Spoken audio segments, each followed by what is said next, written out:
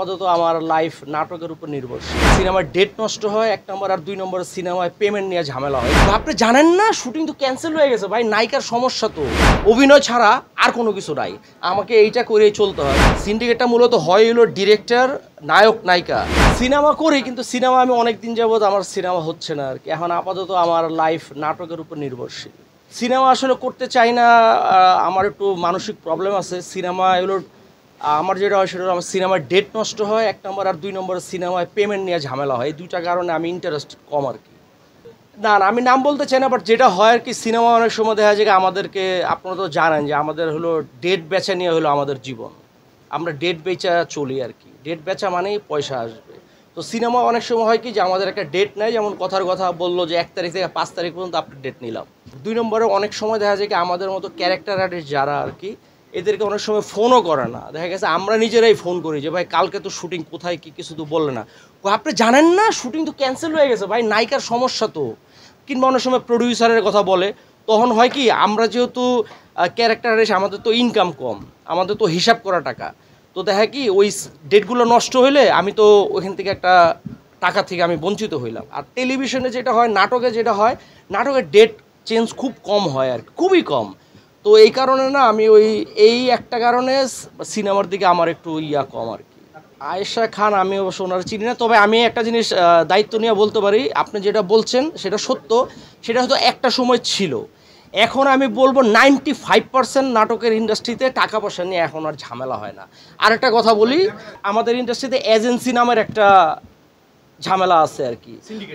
না না, সিন্ডিকেট না, এজেন্সি আছে। এজেন্সিওয়ালারা বিভিন্ন টেলিভিশন চ্যানেল থেকে কিংবা বিভিন্ন প্রডিউসারের কাছ থেকে কাজ নেয়, নিয়ে ওনারা কাজটা বের করে ওনাদেরকে দেয়। এই জাতীয় যেই প্ল্যাটফর্মগুলো আছে এজেন্সি রিলেটেড, ওনাদের কাজের পেমেন্ট দেরিতে পাওয়া যায়। আর এই জাতীয় যেসব কাজ হয় ওগুলো আমি করি না। আমি ডাইরেক্ট যদি বলে যে এটা অমুক এজেন্সির কাজ, আমি মাপ চাই, আমি বললাম ভাই আমাকে মাপ করবেন। যেমন ওই যে আমাদের দেশে বিজ্ঞাপন হয়, ওবিসি টিবিসি হয়, এগুলো এজেন্সির মাধ্যমে হয়। ইদানিং ওই এজেন্সিওয়ালারা আমাদের এদিকে ঢুকে গেছে আর কি। তো কিছু কাজ এজেন্সির মাধ্যমে হয়, তো সেইগুলো হলো আপনার পেমেন্ট দেরি হয়। এছাড়া আমাদের director related, producer related direct যে কাজগুলো হয়, আমি বলতে পারি যে এখন 95% পেমেন্ট নিয়ে কোনো ঝামেলা এখন হয় না। ওই সিনেমা নিয়ে আমার কোনো প্রতিষ্ঠা নাই। ওর পরে তো আমি অনেকগুলো সিনেমা করছি, মানে ছোট ক্যারেক্টার।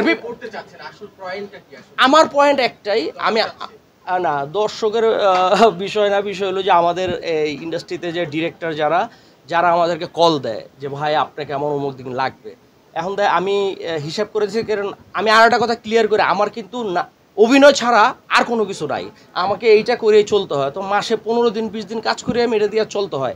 এখন একটা ফিল্মের একজন প্রডিউসার যদি আমার 10 দিন টাইম নেয় যে 1 তারিখ থেকে 10 তারিখ মধ্যে আপনার ডেট আমি নিলাম, এখন সে শুটিংয়ের আগের দিন যদি বলে যে আমার যে কোনো একটা প্রবলেমের কারণে আমার শুটিংটা হচ্ছে না, কিন্তু আমি যে এই যে 10 দিন কিংবা 5 দিন তারা ডেট দিছি, এই ডেট তো আমার চলে গেল না, আমি তো আর্থিকভাবে ক্ষতিগ্রস্ত। তো এইগুলো স্বীকার করেই অনেকে কাজ করে, বাট আমি এই একটা কারণেই আমি করি না। আরও একটা ব্যাপার, সেটা আগেও বলছি, সেটা হলো যে ফিল্মে টাকা পয়সা নিয়ে একটু হেরফের হয়, আমার সাথে হয়েছে, অন্য কারোর কথা জানি না।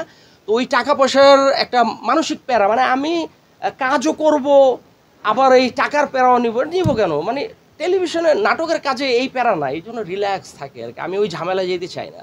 দর্শক আমাকে যারা দেখেন এবং আমার 2-4টা সিনেমা যারা দেখছেন, তাদের কাছে আমি ক্ষমা চেয়ে নিচ্ছি। আসলে আমার কিছু করার নেই, তো এই কারণে আমি করি না। তবে সামনে কিছু হয়তো সিনেমা আসতেও পারে, অনেকের সাথে কথাবার্তা হচ্ছে আর কি। তবে যাদের সাথে আমার কথাবার্তা ফাইনাল যে আমাকে টাকা অ্যাডভান্স দিতে হবে, তাইলে আমি আসি, নাইলে না। এই ধরনের কয়েকজনের সাথে কথাবার্তা হয়েছেও।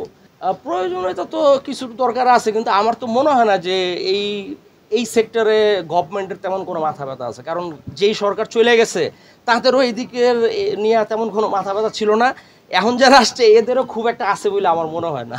দেখেন, সিন্ডিকেটের প্রভাব অবশ্যই আছে, কিন্তু ওই সিন্ডিকেটের প্রভাবটা শুধুমাত্র নায়ক নায়িকাদের কেন্দ্রিক আর কি। আমাদের উপরে সিন্ডিকেটের প্রভাব তেমন একটা পড়ে না। সিন্ডিকেটটা মূলত হয় হলো ডিরেক্টর, নায়ক, নায়িকা।